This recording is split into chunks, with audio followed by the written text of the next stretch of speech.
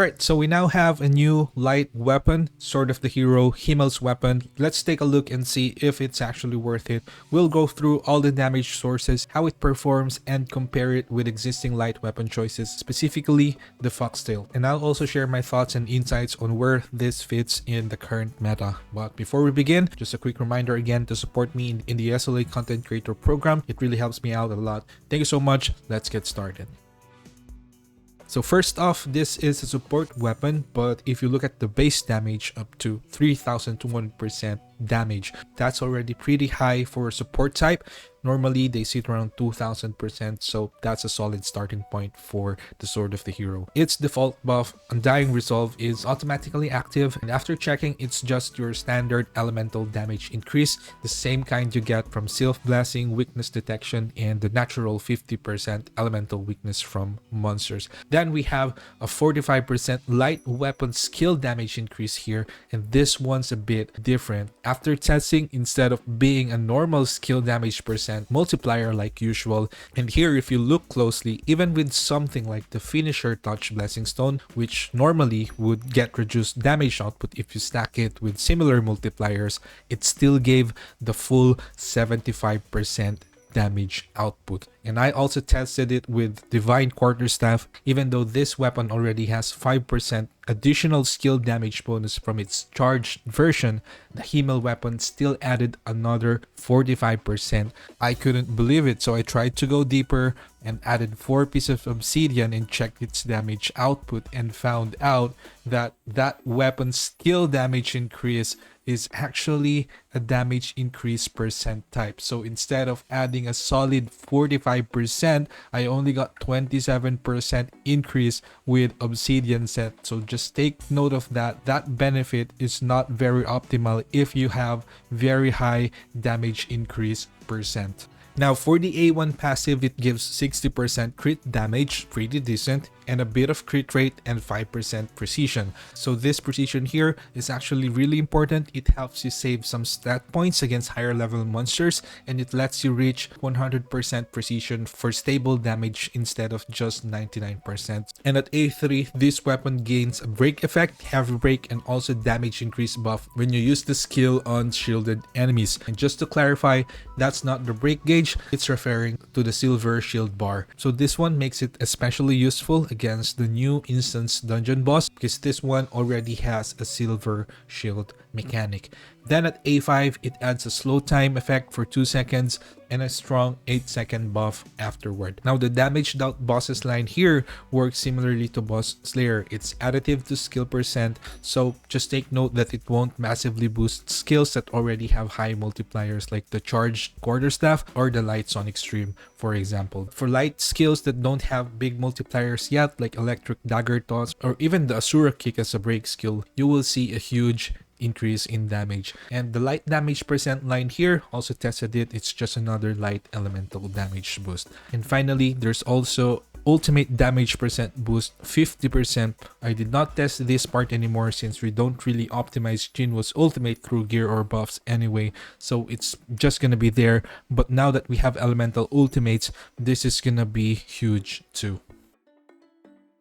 So right now, there's only one weapon really worth comparing it to, which is the Foxtail. They're both support weapons and they also have some form of crowd control. Foxtail gives Paralyze, the Sword of the Hero provides slow time. But the difference mainly comes from how they function. Foxtail's Golden Wound Burst only happens once per rotation. It's a 1 instance damage spike. Foxtail does have higher crit rate percent, but remember, its stacks need to be refreshed by casting the weapon and also through extreme evasion. And with light skill rotation, those stacks drop off pretty fast. That's why in Power of Destruction, we rarely see this because it's not really viable or consistent, even though most of the time we use it in other dungeons. Himmel, on the other hand, is just simple and reliable. You just cast it, get your buffs, and nuke the target with Quarterstaff and burst with Light Sonic Stream. So testing it with a Quarterstaff, in terms of single hit damage, Sword of the Hero wins by a small margin. But when I tried it with Sonic Stream, the Foxtail actually gave a slightly higher damage output. Even so, this is still just a 1 skill test. because one of the main difference makers here is the weapon skill's actual damage, and in this case, Sword of the Hero wins by a huge margin. Also, it's important to take note that the Sword of the Hero's buffs stay active for the entire rotation, while Foxtail's high burst damage only applies once per cycle. And when I tested it over 3 full rotations, just so we don't have to deal with Foxtail stacking mechanic, I got roughly 30% more total damage with Sword of the Hero. It's also important to remember that these weapons will perform differently depending on the situation. In Proof of the Strong, level 20, the instance dungeon boss there is level 127. In that case, I had to adjust my stat allocation. If I'm using the Sword of the Hero, I only need 27k precision to reach 100%. But with Foxtail, I would need around 29.7k just to hit 99%, which means fewer points left for strength allocation, which then lowers your total attack.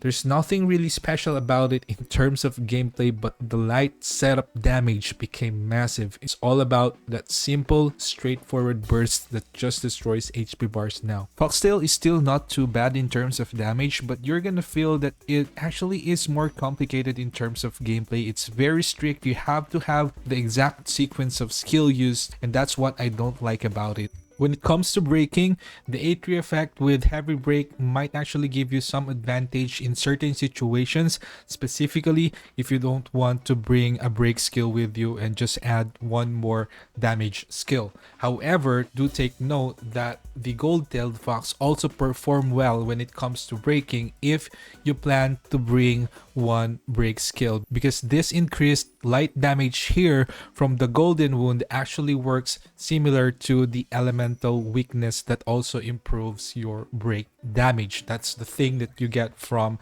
the elemental weakness detection or the SR weapon that gives elemental damage bonus. So for example, in the Architect's Trial, here's what's going to happen if you use the gold-tailed fox first before using your break skill. Boom. You can actually insta-break the shield with that golden wound debuff. But then of course the hero sword can also break this boss fast, and aside from that, of course, it will deal higher damage compared to the gold-tailed fox. It's also important to mention that the gold-tailed fox will limit what you can do, especially when it comes to your skill choices in rotation.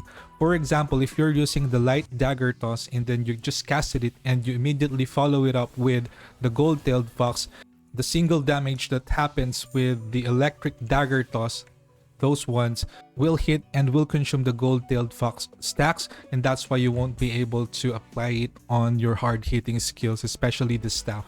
So you really have to be careful when it comes to using this, and that's the reason why for these tests I use the death dance instead of the electric dagger toss, because this is really risky when it comes to the actual combat. So I haven't played it yet in Power of Destruction since we still have lots of things to check out in this patch, but if you check the rankings right now, light teams are already showing massive improvement relative to what it was before, like 20+ billion damage only. It's almost doubled probably, and we don't even use the light weapon before. We were using the plum sword. Still right now it's not quite on par with other elements yet, but that's mostly due to the current light roster too. We just don't have many strong light damage dealers or buffers yet, because a carry also sucks as a buffer to Jinwoo, right? And just to add to that, the potential does not stop there, because I don't have the mythic light ultimate yet, but since this weapon boosts ultimate damage by 50%, and we usually don't have any ultimate damage percent multiplier when we are using Jinwoo, except probably if you're using Boss Slayer and also the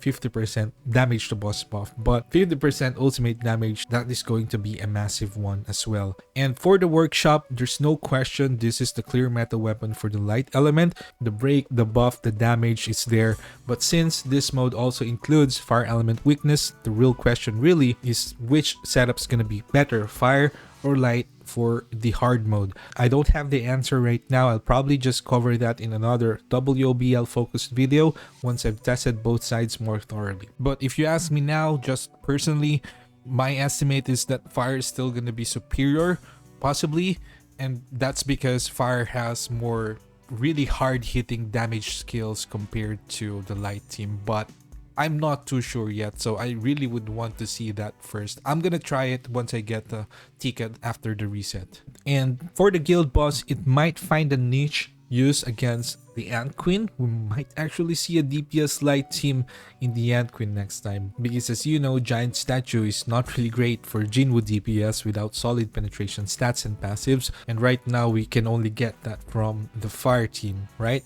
And one more thing, Battlefield of Time, players might also find use for this weapon, mainly because of all the automatic passives it provides.